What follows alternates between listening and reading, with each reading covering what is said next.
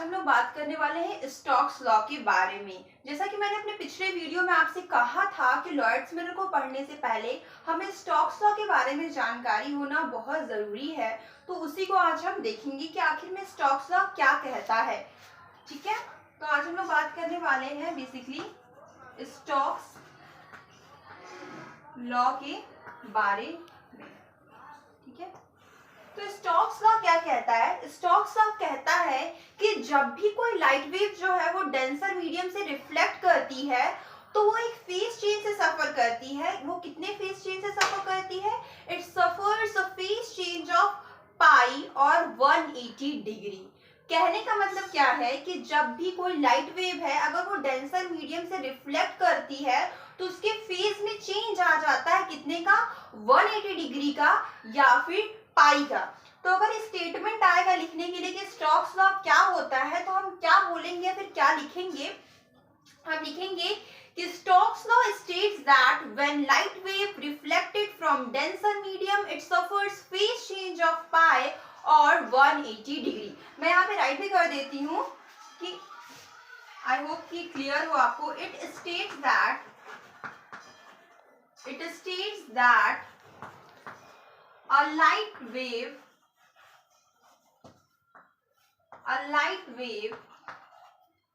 when reflected from denser medium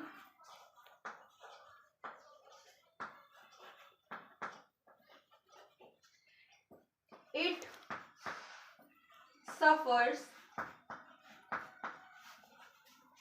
phase change of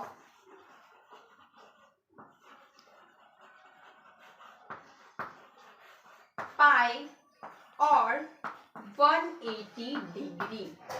यही कहता है स्टोक्स लॉ कि जब भी कोई लाइट वेव जो है वो डेंसर मीडियम से रिफ्लेक्ट करती है तो उसके फेज में चेंज आ जाता है 180 डिग्री का। अब हम जानते हैं एक फॉर्मूला कि फेज डिफरेंस जो होता है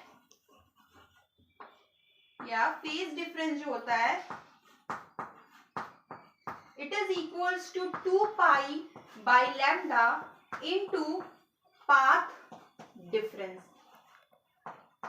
ठीक है, तो अगर फेज डिफरेंस हम पाई ले रहे हैं, तो अगर यहां से अगर हम पाथ डिफरेंस को कैलकुलेट करना चाहें, ठीक है, अगर हमने फेज डिफरेंस पाई लिया है तो अगर हम पाथ डिफरेंस को कैलकुलेट करेंगे तो जब हम पाथ डिफरेंस को कैलकुलेट करेंगे तो क्या आएगा? पाथ डिफरेंस को कैलकुलेट करेंगे तो पाथ डिफरेंस आएगा पाई बाई 2 का। इसको यहाँ ट्रांसफर करिए एंड पाई पाई कैंसिल हो जाएगा। ठीक है, तो जो पाथ डिफरेंस आएगा वो कितने का आएगा? पाई बाई 2 का।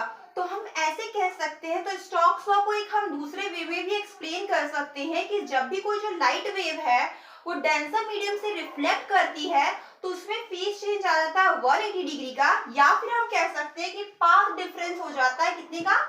लैम्डा बाई 2 का। कितने का पाथ डिफरेंस आ जाता है? लैम्डा बाई 2 का पाथ डिफरेंस आ जाता है। तो यही क्या है? स्टोक्स लॉ है। आई थिंक सबको क्लियर होगा। बहुत ही सिंपल है, बहुत ही सिंपल तरीके से मैंने आपको बताया भी है कि स्टोक्स लॉ क्या होता है।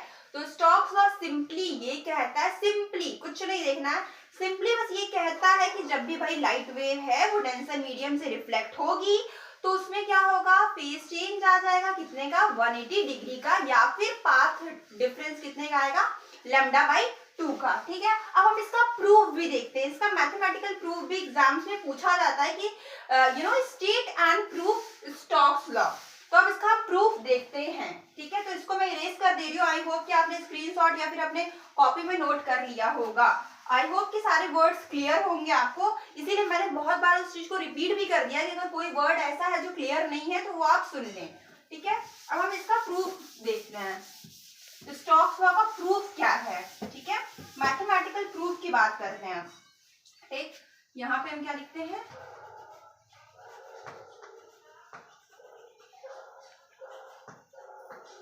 Mathematical proof. ठीक है, मैथमेटिकल प्रूफ के बारे में बात करते हैं, ठीक है। तो स्टोक्स लॉ को प्रूफ करने के लिए हम क्या करेंगे, एक इंटरफेस ले लेंगे, एक्स वाई को अज्यूम कर लेंगे, ठीक है। और एक साइड हम क्या ले लेंगे, एयर, एंड सेकेंड साइड हम क्या ले लेंगे, वाटर। एक साइड हम ले लेंगे air and second side water. तो यहाँ पे रेयरर मीडियम हमने क्या लिया है, एयर को लिया है, एंड डेंसर मीडियम हमने क्या लिया, वाटर को लिया। आई होप कि वर्ड क्लियर होंगे। आई थिंक ये वर्ड नहीं क्लियर होगा तो इसको मैं फिर से रीराइट कर देती हूँ, यहाँ पे लिख दे रही हूँ। एक साइड हमने क्या लिया, एक इंटरफेस लिया, हमने कंसीडर किया एक्स वाई, और उसकी एक साइड हमने एयर लिया एंड सेकेंड साइड हमने वाटर लिया। तो यहाँ पे एयर जो है वो रेयरर मीडियम है एंड वाटर ऑब्वियसली क्या है, डेंसर मीडियम है। क्यों डेंसर मीडियम है, सबको पता है, क्योंकि इसकी जो रिफ्रैक्टिव इंडेक्स की वैल्यू है वो एयर के कंपेयर में ज्यादा है। ऑब्वियसली क्लियर है सबको, ठीक है। तो अब हम क्या करते हैं, सपोज हमने क्या किया, एक लाइट वेव यहाँ पे इंसिडेंट कर रही है, ठीक है। यहाँ पे क्या कर रही है, एक लाइट वेव यहाँ पे इंसिडेंट कर रही है, ठीक है। This light wave incident on X Y interface, ठीक है। अब भाई ये जब लाइट वेव क्या है, एयर में है, यहाँ एयर से इंसिडेंट कर रही है, कहाँ जाना है, यहाँ पे इस साइड वाटर है, ठीक है। तो आपको पता है कि जब भी जो लाइट वेव होती है, जो लाइट रे होती है, वो रेयरर मीडियम से डेंसर मीडियम की तरफ जाती है, तो वो किस तरफ, नॉर्मल की तरफ बेंड हो जाती है, ठीक है। तो पहले हम यहाँ पे एक नॉर्मल बनाएंगे, ठीक है।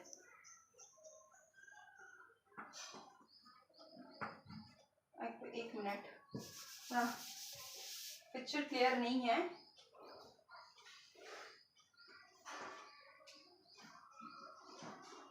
ये हमने वाटर लिया है इस साइड,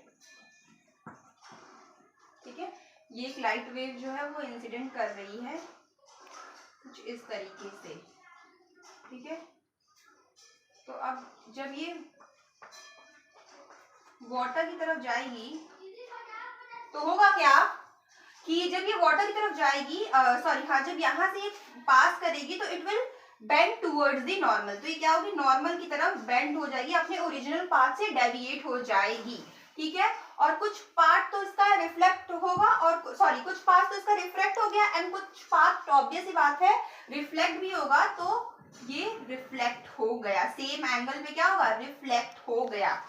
तो इसमें हम क्या चीज है, इसमें दो टर्म यूज होंगे, एक रिफ्लेक्शन कोफिशिएंट, एक ट्रांसमिशन कोफिशिएंट। यहाँ पे जो रिफ्रैक्शन का फिनोमेना है, बेसिकली उसको ट्रांसमिशन से लिया गया है, ठीक है। रिफ्रैक्शन मतलब ट्रांसमिशन माना गया है, ठीक है।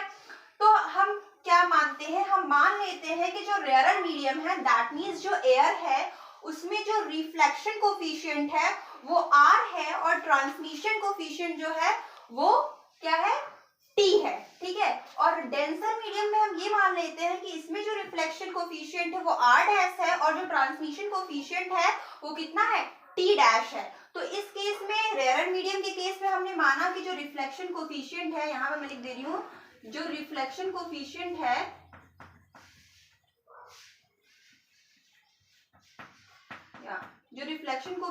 इस केस में वो है R, और जो ट्रांसमिशन कोफिशिएंट है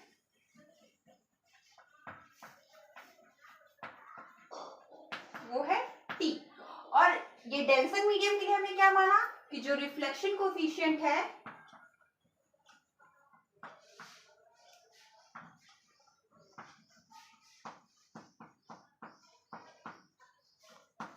वो है R'। आई थिंक बोर्ड यहां तक दिख रहा है, R', ओके, ठीक है। और जो ट्रांसमिशन है वो हमने मान लिया, ठीक है, डैश ट्रांसमिशन को T' मान लिया, ठीक है। अब होगा क्या, हम मान लेते हैं कि जो लाइट रे इंसिडेंट कर रही है, उसका जो एम्पलीट्यूड है वो क्या है, A है, स्मॉल a है, ठीक है। ये किस जो उसका एम्पलीट्यूड है वो क्या है, स्मॉल a है, ठीक है। अब क्या होगा बेटा, जब लाइट वेव कुछ तो लाइट वेव क्या हुई, रिफ्लेक्ट कर गई, कुछ लाइट वेव क्या हुई, रिफ्रैक्ट कर गई, दैट मींस ट्रांसमिट हो गई, ठीक है।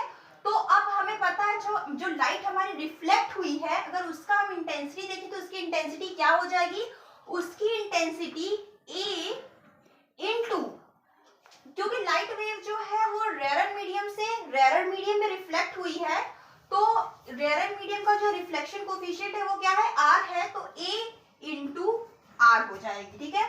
तो इस जो रिफ्लेक्टेड लाइट है इसका जो एम्पलीट्यूड होगा वो क्या हो जाएगा, ए इंटू आर हो जाएगा। अब क्या है, कुछ लाइट वेव जो है वो रिफ्रैक्ट की है, ठीक है। तो देखो अब जो लाइट वेव है वो कहाँ से रिफ्रैक्ट की है, वो रेयर मीडियम से डेंसर मीडियम की तरफ रिफ्रैक्ट की है, ठीक है, मतलब ट्रांसमिट हुई है।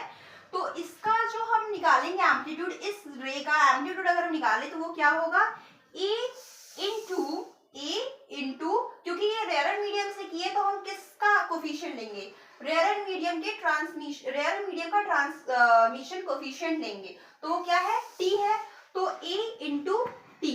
क्लियर हो गया। देखो हुआ क्या एक्चुअली में कि जो हमने कहा कि जो लाइट वेव जो इंसिडेंट कर रही है उसका जो कोफिशिएंट है, सॉरी जो उसका एम्पलीट्यूड है वो ए हमने मान लिया, ठीक है। तो भाई लाइट वेव क्या कि कुछ लाइट वेव जो है वो रिफ्लेक्ट कर गई, कुछ लाइट वेव रिफ्रैक्ट कर, दैट मींस यहाँ पे ट्रांसमिट करके भी हम बोल सकते हैं कि कुछ लाइट वेव जो है वो ट्रांसमिट कर गई। तो अगर जो रिफ्लेक्टेड लाइट है उसकी एम्पलीट्यूड की बात करें तो उसका एम्पलीट्यूड कितना होगा, जो इंसिडेंट लाइट का एम्पलीट्यूड था into reflection coefficient of rare medium.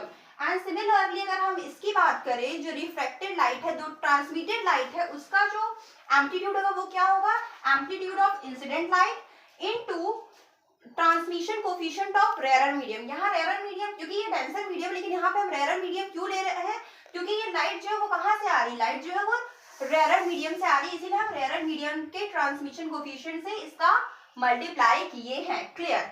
अब क्या करना है आपको बेटा, इस यहाँ पे एक मिरर लगा देना है, क्या करना है, एक मिरर को लगा देना है, और यहाँ पे भी एक मिरर लगा देना है। एक सेकेंड, यहाँ पे मैं थोड़ा इरेज कर दे रही हूँ, ठीक है। यहाँ पे भी एक हमें मिरर को लगा देना है, ठीक है। एक यहाँ पे मिरर हमने लगाया, एक यहाँ पे मिरर लगाया, तो ऑब्वियस सी बात है मिरर लगा तो फिर से क्या होगा, फिर से वही रिफ्लेक्शन वाला फिनोमिना होगा, ठीक है, जैसे प्रिंसिपल ऑफ रिवर्सिबिलिटी, ठीक है, पढ़ाई होगा आपने प्रिंसिपल ऑफ रिवर्सिबिलिटी, ठीक है। अब देखो यहाँ पे, अब हम यहाँ से फिर से इस रे की बात करते हैं, क्योंकि यहाँ पे मिरर लग गया तो फिर से यहाँ पे रिफ्लेक्शन का फिनोमिना होगा एज वेल एज रिफ्रैक्शन होगा आगे जाके।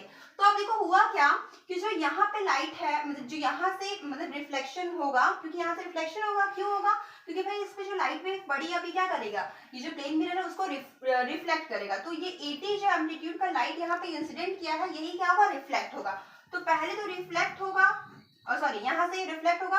अब क्या होगा, जब ये लाइट वेव यहाँ से जाएगी तो फिर कुछ पार्ट इसका यहाँ पे रिफ्लेक्ट हो जाएगा, ठीक है, और कुछ पार्ट क्या होगा, ट्रांसमिट हो जाएगा। कहाँ होगा, क्योंकि लाइट वेव जो है वो डेंसर मीडियम से रेयर मीडियम की तरफ जा रही है, तो it will bend away from the normal, तो फिर वो इसी पाथ को क्या करेगा, रिट्रेस कर लेगा, ठीक है, कुछ इधर जाएगा कुछ इधर जाएगा। अब फिर से वही वाला कंसेप्ट, हम फिर से एम्पलीट्यूड देखेंगे इन दोनों रेस का, ठीक है। देखो क्या हुआ कि 80 एम्पलीट्यूड का लाइट जो है वो क्या हुआ, आधा पार्ट उसका, कुछ पार्ट उसका रिफ्लेक्ट हुआ और कुछ पार्ट उसका फिर जो पार्ट है वो रिफ्रैक्ट हो गया, ठीक है। तो अब यहाँ पे क्या है, क्योंकि लाइट वेव जो है वो कहाँ पे, इस टाइम ये जो रे है वो डेंसर मीडियम है, तो अगर इस वाले रे की हम बात करें, इसके एम्पलीट्यूड की बात करें तो वो क्या होगी, 80 into reflection coefficient of denser medium. क्यों डेंसर मीडियम ले रहे हैं, क्योंकि यहाँ रिफ्लेक्शन हुआ तो हम रिफ्लेक्शन कोफिशिएंट लेंगे। डेंसर का क्यों लेंगे, क्योंकि लाइट जो है वो डेंसर मीडियम से डेंसर मीडियम में रिफ्लेक्ट हो रही है, ठीक है। तो डेंसर मीडियम का अगर हम बात करें रिफ्लेक्शन कोफिशिएंट क्या है, हमने आर डैश को माना था, ठीक है, तो वो आर डैश ले लेंगे, ठीक है। अब क्या होगा, कुछ लाइट वेव आपको पता है वो रिफ्रैक्ट हुई, दैट मींस ट्रांसमिट हुई, तो यहाँ गई। अब इसका हम क्या लेंगे, इसका एम्पलीट्यूड निकालेंगे, तो वो इस लाइट का एम्पलीट्यूड इनटू ट्रांसमिटेड, हाँ, transmission coefficient of denser medium. क्यों डेंसर, पहली बात तो यहाँ ट्रांसमिट हुई है तो ट्रांसमिशन कोफिशिएंट लेंगे। डेंसर मीडियम का क्यों ले रहे हैं, क्योंकि भाई डेंसर मीडियम से ही तो रिफ्रैक्ट हुई है, ट्रांसमिट हुई है, तो डेंसर मीडियम का ट्रांसमिशन कोफिशिएंट क्या है, टी डैश हमने माना है, तो ये क्या होगा, टी डैश हो जाएगा, ठीक है। अब इसका काम खत्म। अब हम इस पे आते हैं, ठीक है।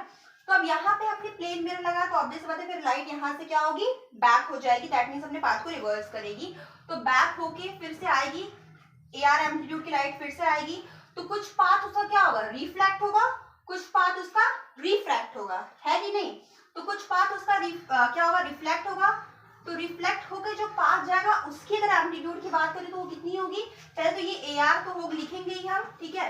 अब आपको पता है रिफ्लेक्ट हुई है तो हम रिफ्लेक्शन कोफिशिएंट लेंगे, और क्योंकि ये रेयरर मीडियम से ही रिफ्लेक्ट हुई, रेयरर मीडियम में रिफ्लेक्शन हुआ है, तो हम किसका ये लेंगे, आर को लेंगे, reflection coefficient of rarer medium. तो क्या करेंगे, फिर से इसमें आर इंटू कर देंगे, ठीक है।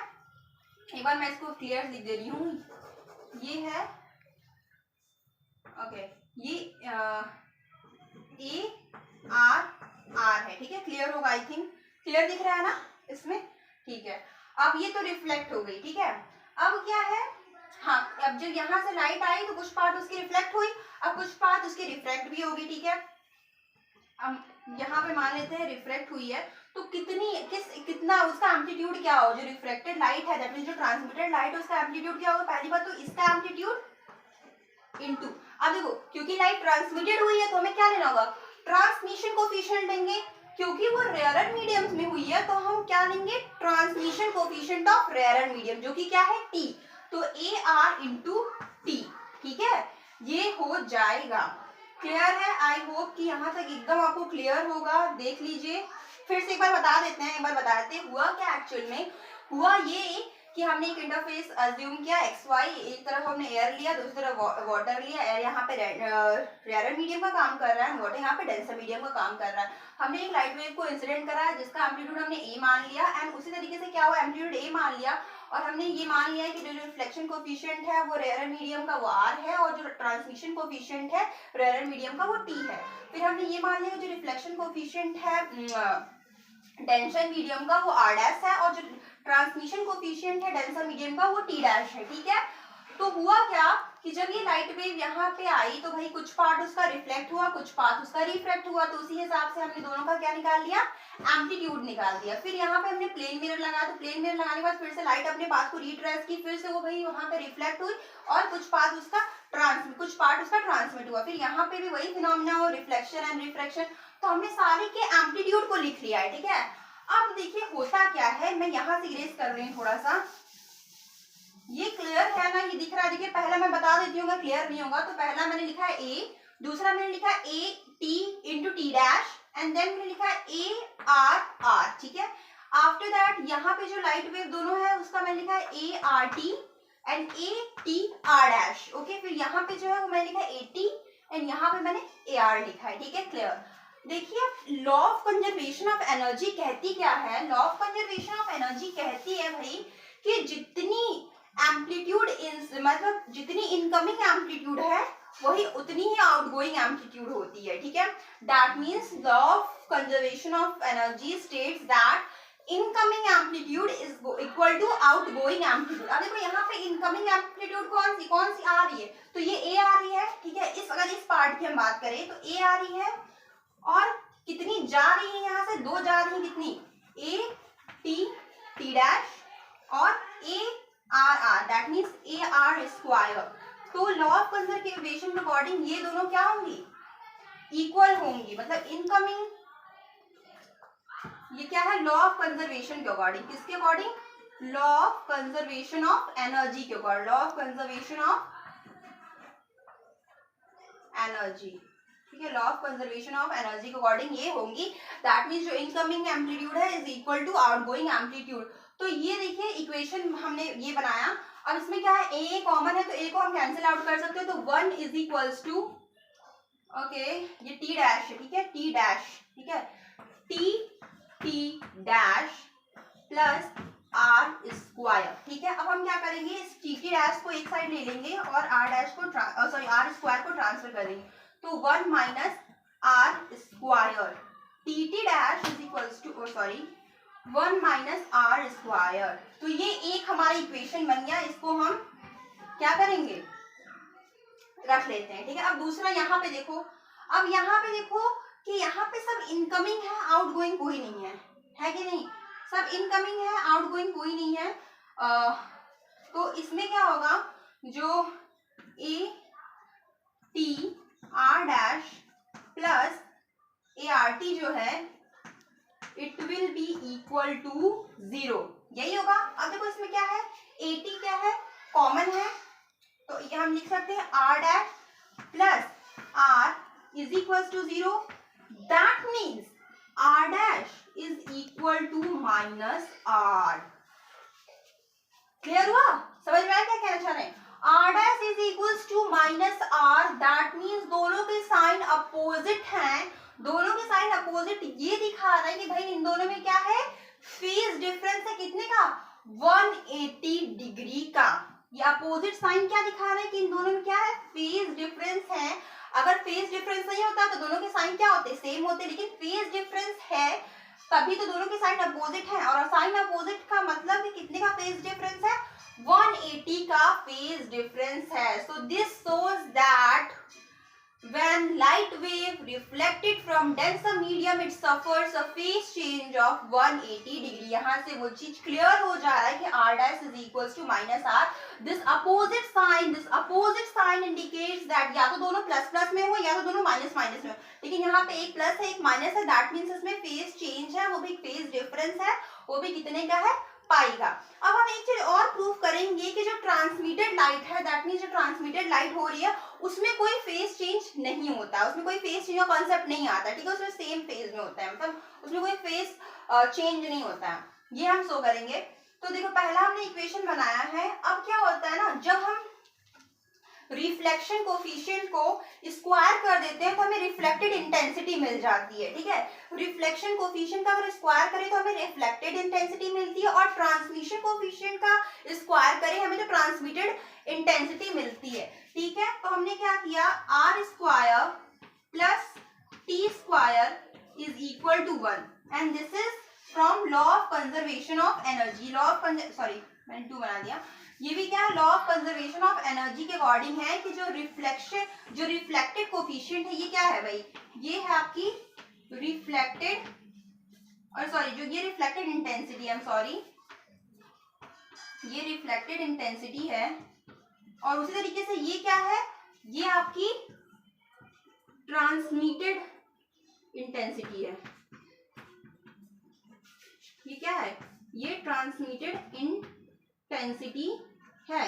ठीक है, तो लॉ ऑफ कंजर्वेशन ऑफ ये एनर्जी ये कहती है कि जो रिफ्लेक्टेड इंटेंसिटी और ट्रांसमिटेड इंटेंसिटी का सम होता है वो इक्वल किसके होता है? 1 के इक्वल होता है. तो यहाँ से अगर हम सॉल्व करना चाहें तो यहाँ से हम टी स्क्वायर निकाल सकते हैं. कितना?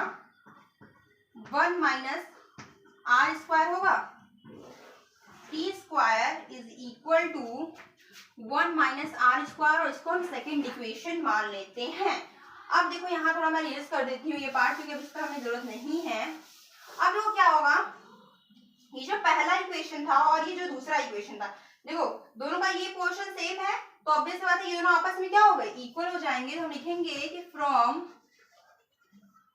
1 and 2 what will happen? From 1 and 2 t square is equal to t dash. That means यहाँ पे क्या है? एक t, यहाँ इसके एक t से कैंसिल हो जाएगा. That means t is equal to t dash. यहाँ से क्लियर हो गया. अब यहाँ पे देखिए यहाँ पे क्या है? सेम साइन है, दोनों पॉजिटिव हैं. ठीक है, तो दैट मीन्स इसमें कोई फेज चेंज नहीं होगा.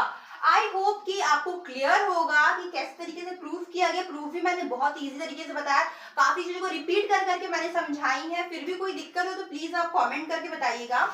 तो समझ में आ गया स्टोक्स लॉ क्या होता है? स्टोक्स लॉ क्या कहता है? सिंपली स्टोक्स लॉ एकदम सिंपल से समझ लीजिए कि स्टोक्स लॉ ये कहता है कि भाई जब भी कोई लाइट वेव है वो डेंसर मीडियम से रिफ्लेक्ट करती है, वो एक फेज चेंज से सफर करती है. वो फेज चेंज जो होता है वो 180 डिग्री का होता है, या फिर हम कह सकते हैं वो पाथ डिफरेंस λ/2 का सफर करती है. उसका मैथमेटिकल प्रूफ भी दे दिया. मैथमेटिकल प्रूफ में कुछ नहीं करना है, एक तरफ हमें एयर अज्यूम करना, दूसरे वाटर अज्यूम करना. आप अपने हिसाब से कोई भी रेयर डेंसर मीडियम अज्यूम कर सकते हैं. मैंने सिंपली जो सबसे कॉमन है एयर और वाटर लिया. ठीक है, उसमें हमने मान लिया कि जो इंसिडेंट लाइट है उसका एम्पलीट्यूड ए है. फिर हमने दोनों तरफ प्लेन मिरर लगाई, इसका कॉन्सेप्ट पूरा दिया. यहाँ से अपोजिट साइन आया, हमने 3 इक्वेशन बनाए. वहां से हमें सेकंड इक्वेशन, ये जो सेकंड वाली इक्वेशन बनाया उससे हमें जो आर है सो आर है, उन दोनों में अपोजिट साइन देखने को मिला. ये अपोजिट साइन ही इंडिकेट करती है कि इन दोनों में फेज डिफरेंस है 180 डिग्री का. फिर हमने ये भी दिखाया कि भाई जो ट्रांसमिटेड लाइट है उनमें कोई फेज डिफरेंस नहीं है. तो उसमें जब आप सॉल्व किए तो हमें दिखा कि जो t है वो t डैश के इक्वल है, दैट मीन्स उसमें कोई, दोनों का साइन सेम है, दैट मीन्स उसमें कोई भी फेज डिफरेंस नहीं है। तो यही पूरा स्टोक्स लॉ है। अब इससे इजी एक्सप्लेनेशन आपको कहीं देखने को नहीं मिलेगा। मैंने बहुत ही इजी करके आपको बताया है, बहुत ही इजी वे में आपको समझाने की कोशिश की है, काफी चीजों को रिपीट कर करके बताया, ताकि मतलब जब आप लेक्चर ये देख रहे हो तभी आपके दिमाग में हर चीज जो है वो घुस जाए, क्योंकि काफी चीज को ना बार बार रिपीट करके बोलने से क्या होता है ना, वो हमारे दिमाग में एकदम वो होती है, कैप्चर अच्छी तरीके से हो जाती है। ठीक है, तो आई होप कि आपको वीडियो पसंद आया हो। Thank you so much for watching this video. And अगर आपको मेरी वीडियो अच्छी लगती है, इंफॉर्मेटिव लगती है, इंटरेस्टिंग लगती है, तो प्लीज गाइज मेरे चैनल को सब्सक्राइब करिए और अपने फ्रेंड्स के साथ शेयर करना बिल्कुल ना भूलें, और मेरी वीडियोस को लाइक करना बिल्कुल ना भूलें। Thank you so much.